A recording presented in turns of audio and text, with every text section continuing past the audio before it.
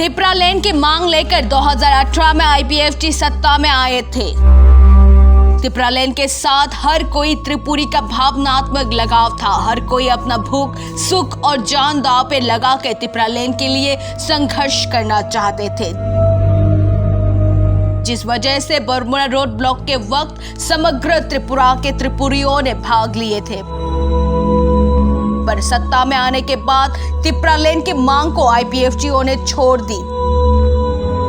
तिपरा लेन के लिए एक भी शब्द राज्य विधानसभा में नहीं कहा गया, जिस वजह से धीरे धीरे लोगों ने आईपीएफटी छोड़ना शुरू कर दी।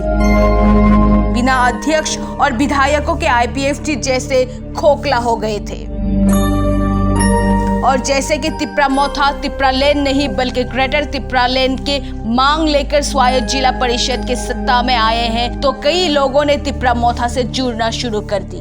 इसी वजह से इस बार आईपीएफटी मंत्री श्री मेबर कुमार जमातिया ने अपने फेसबुक पोस्ट पर एक पोस्ट शेयर करते हुए लिखा कि एक और दल समूह ग्रेटर तिपरा लेन मांगने को सोच रहे हैं। हालांकि उन्होंने किसी समूह का नाम सीधी तौर पर नहीं लिया, पर उनका ये पोस्ट इसी बात पर इशारा करता है कि वो लोग आने वाले दिनों में शायद ग्रेटर तिपरा लेन की मांग को लेकर ही लोगों को प्रभावित करने की कोशिश करेंगे।